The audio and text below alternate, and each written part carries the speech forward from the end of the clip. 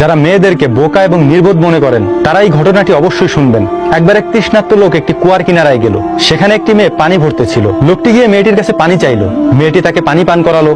পানি পান করার পর লোকটি ওই মেয়েটিকে বলল, আমাকে মেয়েদের চালাকি সম্পর্কে কিছু বলো। তো সাথে সাথে মেয়েটি বাঁচাও বাঁচাও বলে জোরে চিৎকার করতে শুরু করলো। তার চিৎকার শুনে গ্রামের লোকজন কুয়ার দিকে ছুটে আসতে লাগলো। লোকটি ভয় পেয়ে গেল এবং বলল, তুমি এমনটি কেন করলে? তো মেয়েটি বলল, যাতে লোকজন এসে তোমাকে মারধর করে এবং মারতে মারতে মেরেই ফেলে। লোকটি ভয় পেয়ে গেল এবং বলল, আমাকে মাফ করে দাও, আমি তো তোমাকে ভালো মেয়ে মনে করেছিলাম। এটা শুনে মেয়েটি বালতির সমস্ত পানি নিজের গায়ে ঢেলে সমস্ত শরীর ভিজিয়ে ফেললো।